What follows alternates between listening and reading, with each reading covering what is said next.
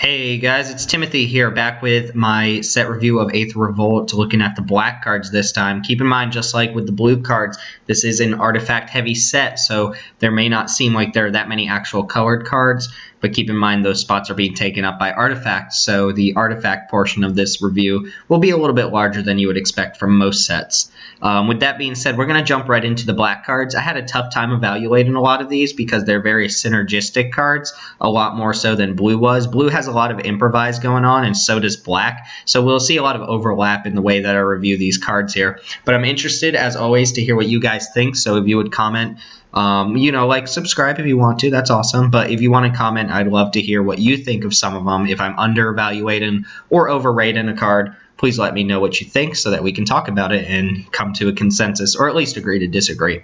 With that being said, we're going to look back at the rating scale again. I will not subject this to you every video, but if you feel like looking over it and giving me any feedback on it, this is how I rate the cards from 0 to 10.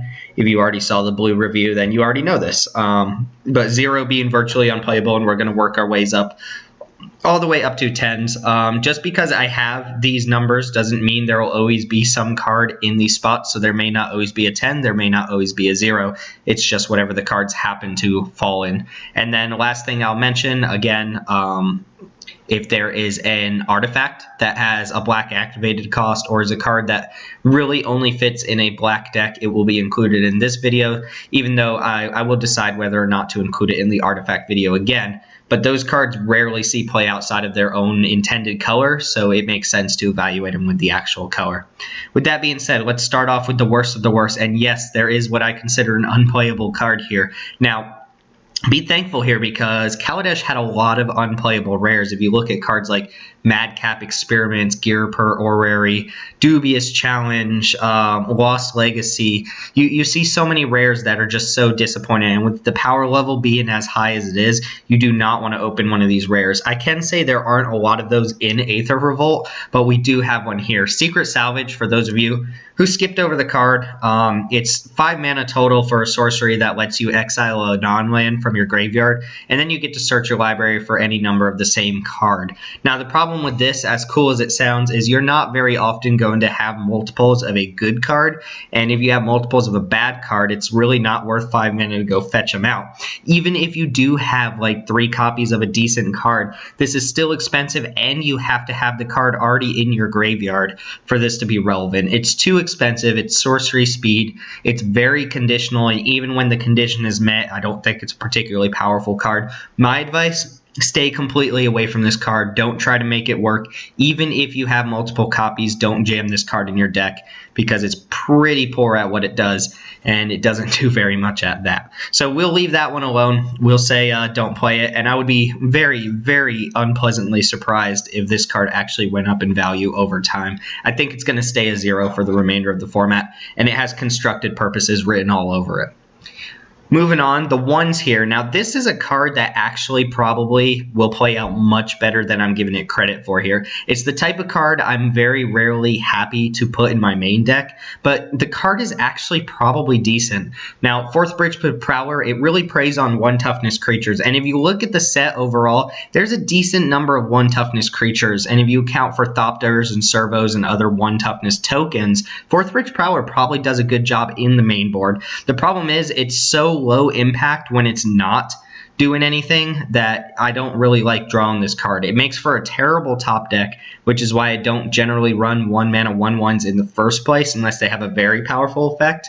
And 4th Bridge Prowler, I think, does not have a particularly super powerful effect, although it is relevant, and I could see this card being somewhere around a 3 or 4 rather than a sideboard only card. But that's my opinion. I'll probably start it in the sideboard until I see how aggressive the format and how likely it is that this ability actually kills a creature.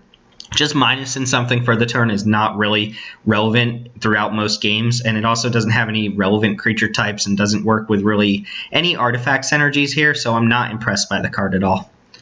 Moving on, the twos, well, the implements. You'll notice a theme with the implements here. Now, I say this is a narrow, low-impact card because of what it does on its own. You pay a black, you sack it, target player discards a card, and you can only do that at sorcery speed, and like all the other implements, it replaces itself when it goes to the graveyard. Now, overall, if you look at this card in a vacuum, it's 3 mana to make your opponent discard a card in cantrip, which is not a card. That is almost a completely unplayable card as a sorcery nonetheless. The implements all go up in value, however, A, because they replace themselves, B, because they work with Revolt, and C, because they do. Improvise is what I was going for there. Improvise.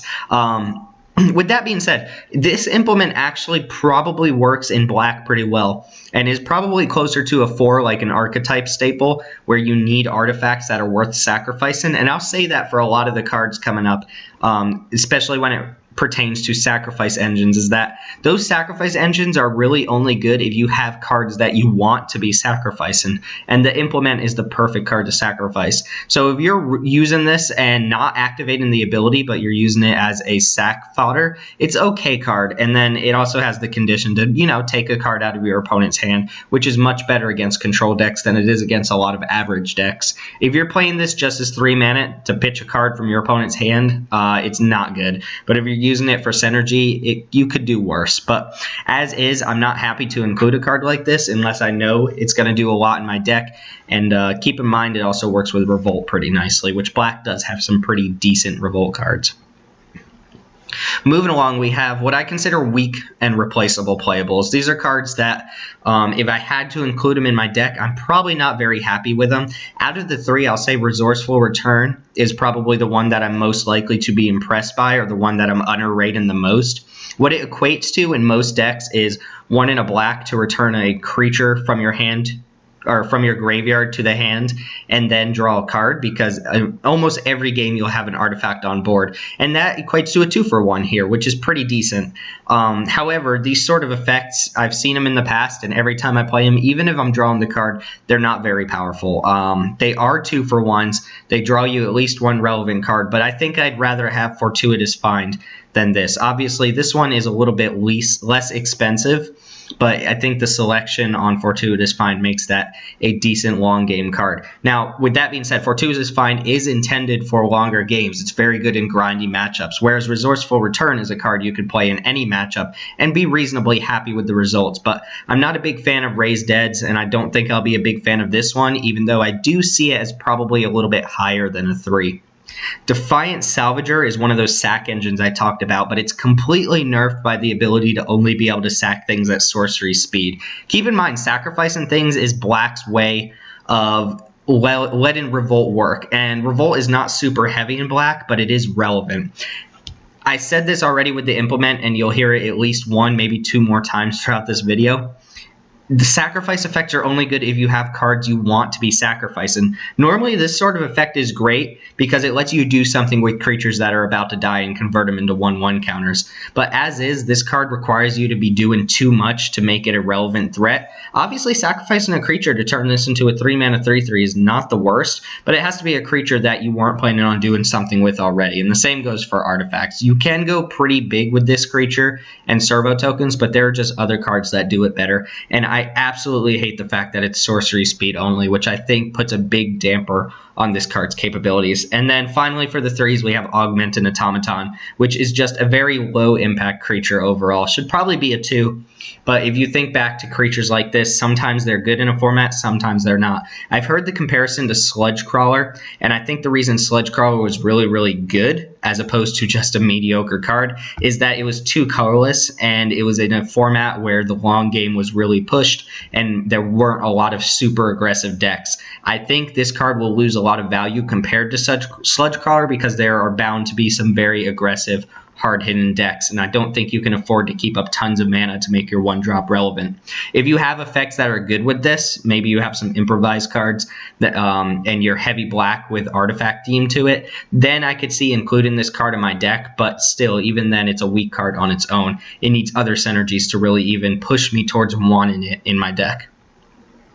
Now we're looking at the archetypal fillers. Remember, these are the cards that go way up in value when they're in certain decks. Gonti's Machinations is probably a little bit worse than it looks. It looks really cool because the initial investment is 1 black, and it says every time you lose life, you get an energy. This is not really an energy engine, so to speak, because most of the times when you're losing life, you're going to be getting hit by your opponent, and you're going to be losing a lot of life, and it only works the first time each turn. The activated ability is nice, but if you really think of what it does, it's just 1 mana, pay 2 energy, drain your opponent for 3. And as cool as that sounds, that sort of effect is very overrated and really not worth a card. It doesn't affect the board. And if you think back to very recently, Shadows over Innistrad, the card Alms of the Vein, even if you were able to consistently madness that card out for 1 black mana and get the same sort of effect you're getting here, it really wasn't worth it. I'm not saying that this is exactly Alms of the Vein, because it's not, but it's very likely not going to play out the way you want it to. I will say this is like an 8.0 in Two-Headed Giant, so keep that in mind. And if you have a way to really turn this into an engine, for instance, you manage to pay life at instant speed and get 2 energy per turn cycle, then the card goes up in value. But as is, I think it's going to play out a little bit worse than it looks. And it looks decent, but I think it's a little bit of a trap. Excuse me. Sly Requisitioner, that is a really fun one to say, is a definite build around card, and this is probably up to like a 7.0, maybe even an 8.0 in its collective shell, which is a very, very black-based artifact-heavy deck, and I mean tons of artifacts. It triggers off non-token artifacts go into the graveyard, and there aren't a lot of decks where that's a thing that happens. This is very good in the same kind of decks that Marionette Master is very good. The only difference is Marionette Master is a playable card on its own. Sly Requisitioner requires you to be in a very artifact-heavy deck for it to be relevant. The Improvise is nice, and it's pretty cool that if you are an artifact-heavy deck, you're going to be able to get this out probably earlier than turn 5, but the worst-case scenario here is so bad as a 5-mana 2/2 with a very weak ability. Keep in mind, if you're not improvising this out, you're probably not getting any triggers off the ability either, that I would sly away from this card if I could, even though in the right kind of shell, it's a very good card. All right, the fillers here. You might be wondering why there's a blue card here. That's because I missed it in the the blue review. You know, it's my first time doing this sort of thing, so I think, bound to make mistakes here. I did just want to mention the card and not completely forget about it.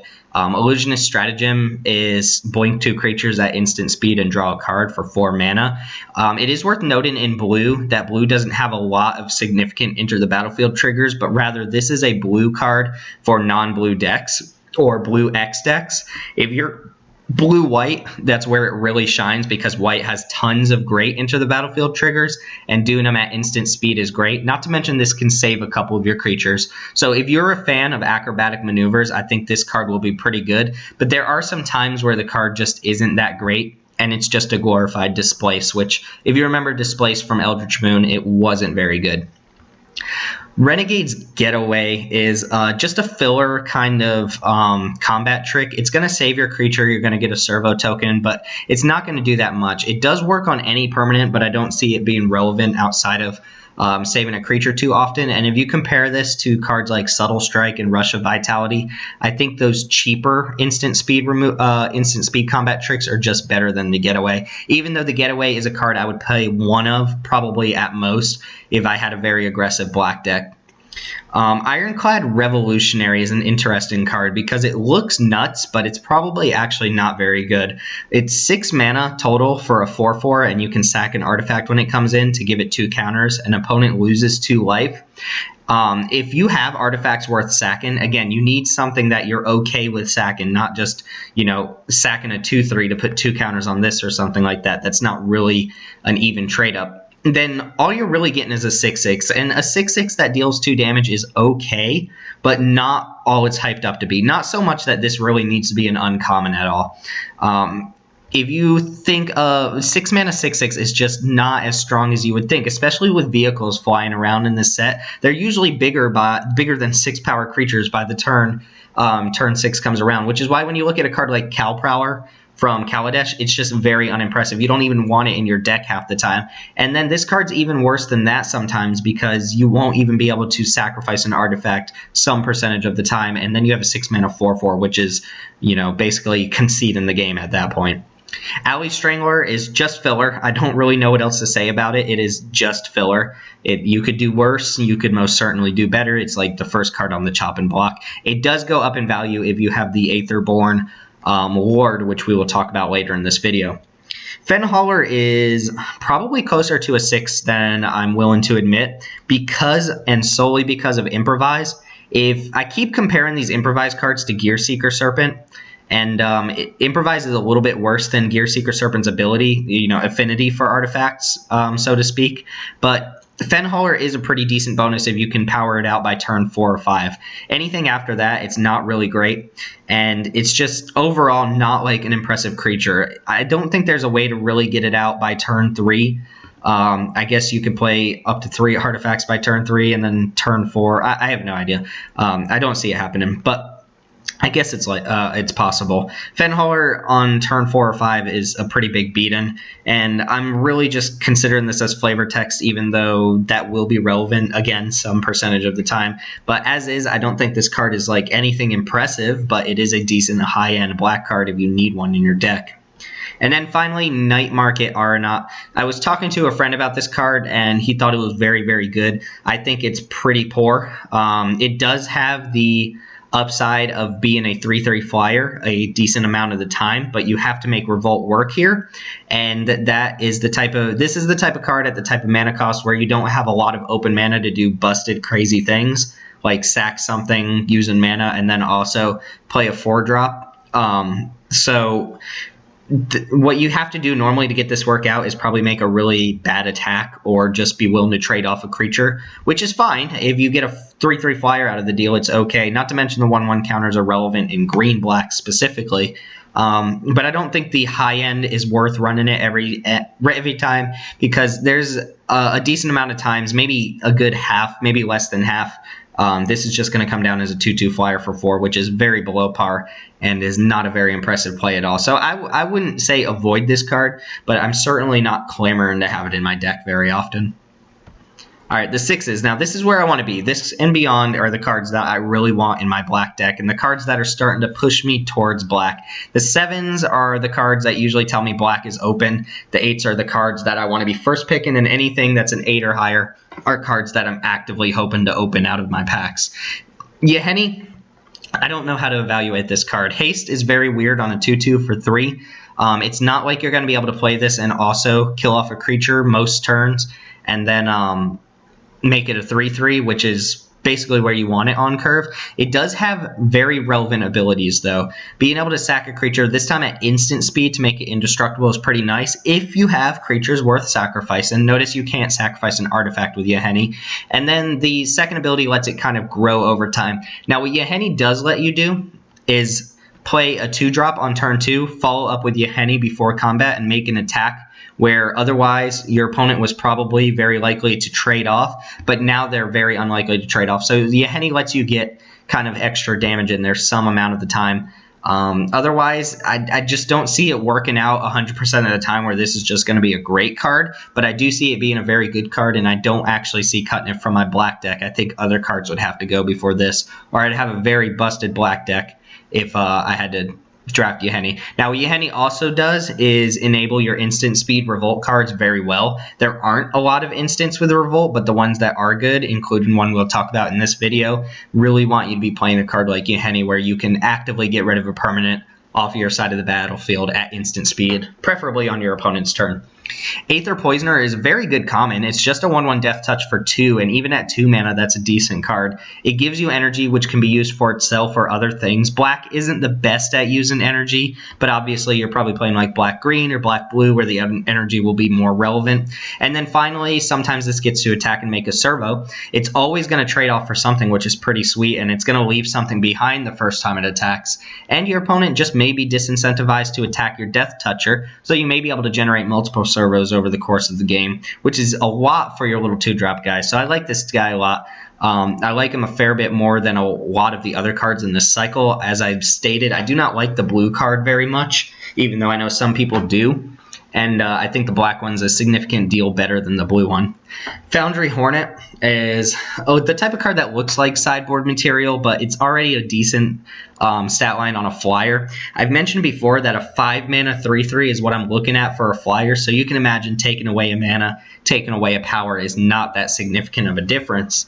The flyer is not so powerful on its own that you want to be running a lot of these, but if that ability is relevant and you know you can get 1/1 counters on your creatures, this ability goes way, way up. It's very similar in its applications to Make Obsolete, which is a very main deckable sideboard card from Kaladesh. Forgive the oxymoron, but you know what I mean. A card that looks like a sideboard card but has very strong main deck applications, and I think Foundry Hornet fits in the same category. I've already mentioned that there are a lot of 1 toughness creatures in the format, so Foundry Hornet has a pretty high percentage of hitting and killing at least something, or if not, making combat miserable for a turn, while also adding a decent flyer to the board.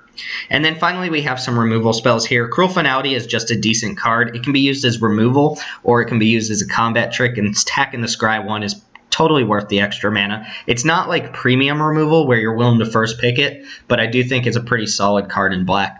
And then this one, Perilous Predicament. We're not going to talk about Two-Headed Giant here and how insane this is in Two-Headed Giant, but I could not give this card a 7 because there are so many situations I can think of, very common situations, where this is just not going to be a good card. If your opponent's not playing artifact creatures, or very few of them, the card goes way, way down in value.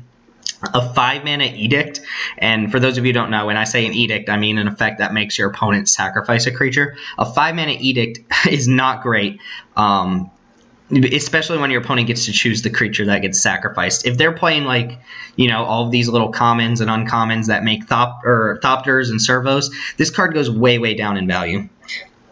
Not to mention if they just curve out and this is your hope of getting back in the game, it's not going to do an amazing job. It is very good in certain matchups, so it's a very high risk, or I should say it's a medium risk, high reward type card where it'll be very good much more often than it'll be very bad, but I think most of the times it's going to play out as a medium card. And there are obviously some situations where it's just insane and it's going to wipe your opponent's best creatures, but that's very wishful thinking and just doesn't happen frequent enough that it's going to work out that way. So I'm warning you guys not to over-evaluate this card because I'm pretty confident it won't be as insane as it looks like it will be. But if you're playing Two-Headed Giant, take the card and destroy your opponents. All right, the 7s. These are cards I want to open, and they're hard to evaluate because some of these cards should be even higher, right? We're looking at these, and I know people are going to say, well, why is Darren Demolition not an 8 or something like that? Now, starting with Fatal Push, this is obviously Constructed All-Star. People were talking about this the second they saw it, and they won't stop talking about it. But Fatal Push destroys a very low-cost creature, and with the Revolt, it destroys a pretty medium-cost creature, which is a lot for black mana. But compare this to a card like Tragic Slip. Tragic Slip is a good card. It's not too far off, and yeah, it's a little different because Tragic Slip has the -1/-1 rather than the Destroy clause. But the Revolt and the Morbid are very similar in what they do. But is Tragic Slip really a card you want to first pick? Is it a card that you're willing to take out of the pack first if they're like better uncommons? In my opinion, no, it's a card that I'm willing to pick like maybe 3rd, 4th or something like that. But I think Fatal Push in Limited is going to be very similar, and it's going to do a good job at what it does. So it's still a very strong card. I just I fear that people are going to look at Constructed and see what this can do in Modern, and they're going to think because it's so powerful in Modern that it's also going to be just absolutely insane in Draft. And while I'd be happy to have this card, maybe even multiples in my deck, I don't think it's super insane that you need to take it over some of the other rares or uncommons in this set. It's a little tricky setting up Revolt on your opponent's turn, but if you have some sort of sacrifice engine going like Yahenni, or you have the Implement or something along those lines, well, I guess the black Implement's sorcery speed only, but you get the point. Something to do and remove a permanent on your side of the battlefield at instant speed, this card goes way up in value. Daring Demolition. I saw this card, and it reminded me of Oblivion Strike, which was from Battle for Zendikar. It was 4 and a black for a sorcery that exiled target creature, and I believe that's all it did.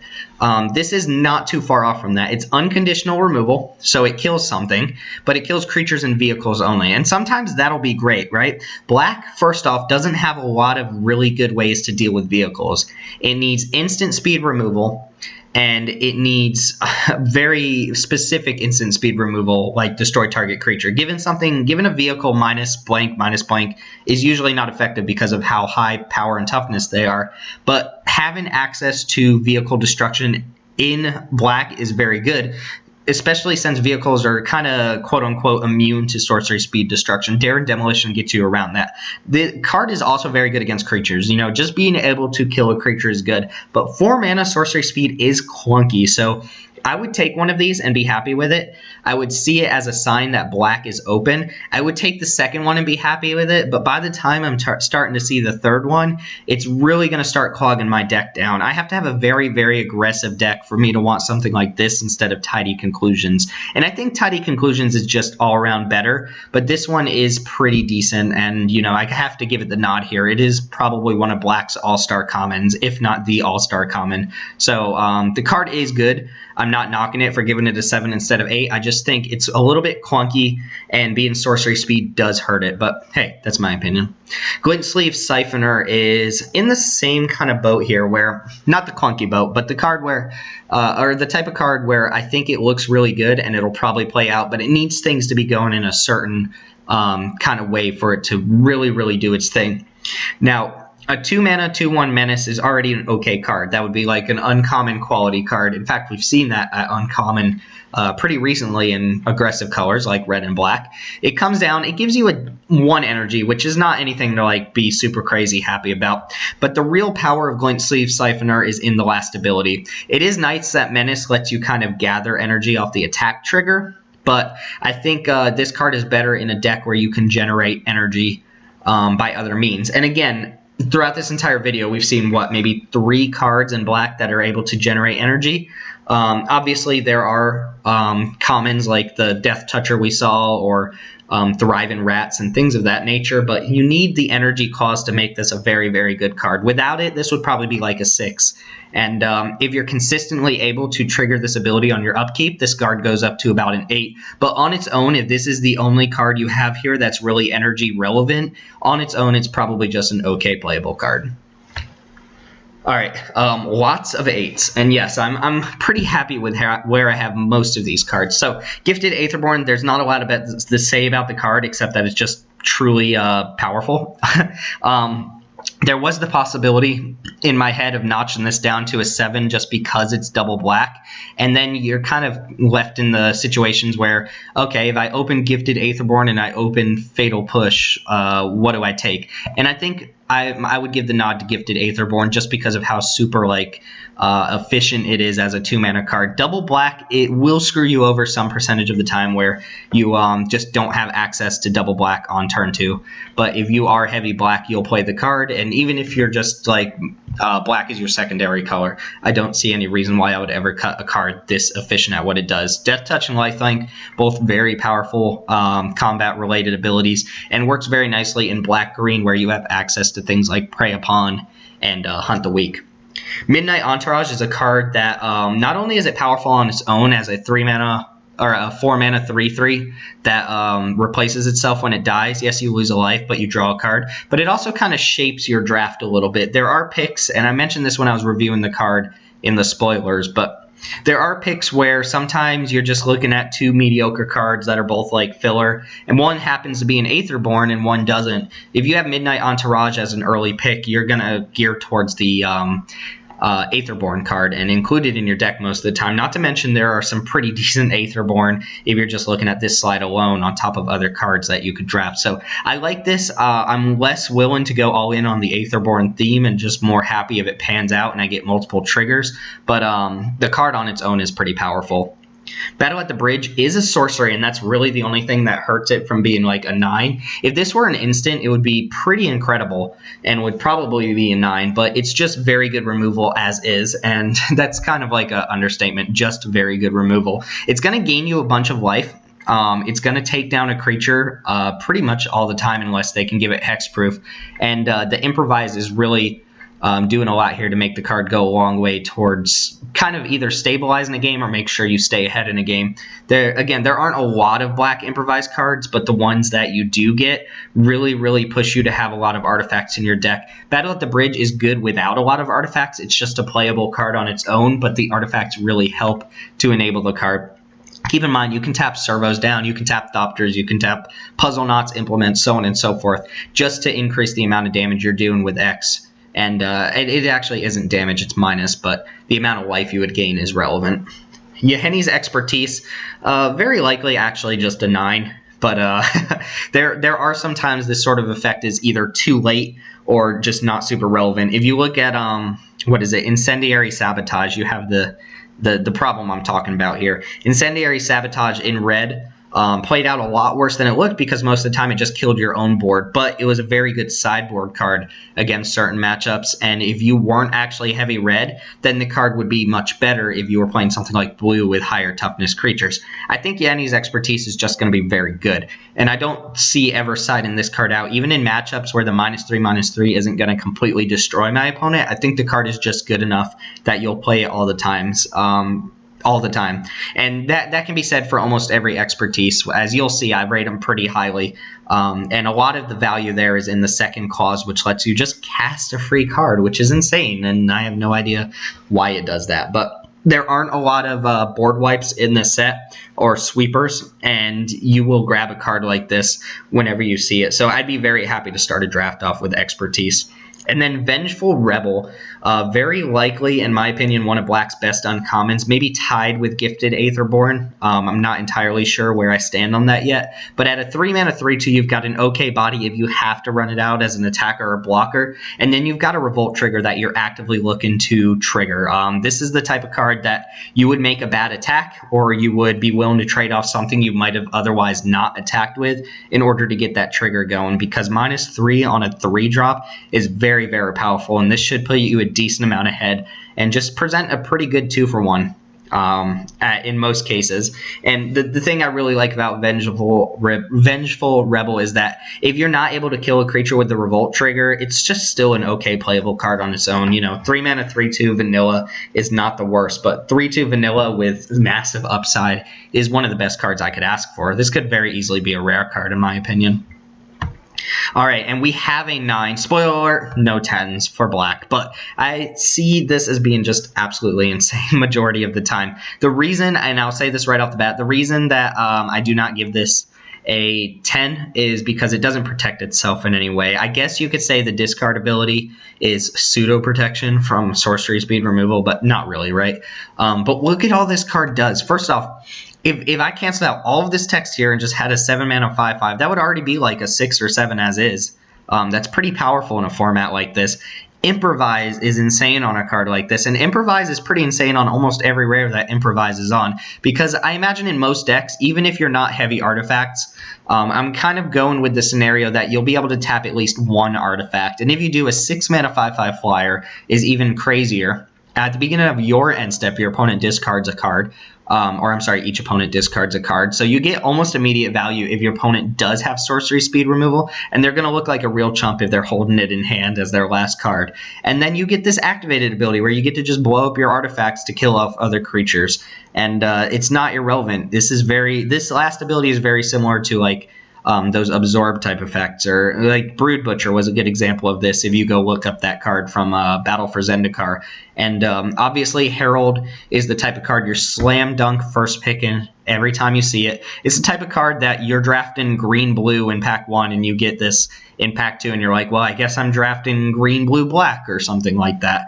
And it's a perfectly splashable card too, because there are a lot of artifacts that help splash, and in addition to that, it's the type of card where it's expensive enough that you should have your double black by the time you're ready to play this card and dominate the board. And yes, this card will win you the game if it goes unanswered, but it can be answered by sorcery speed removal and instant speed removal, and just a slew of cards can answer it. It's just your opponent better have those cards. So that's the only thing stopping me from giving this a 10 here, even though if I'm being honest, it's a 10 in my mind. I'm just trying to be realistic about the situations here.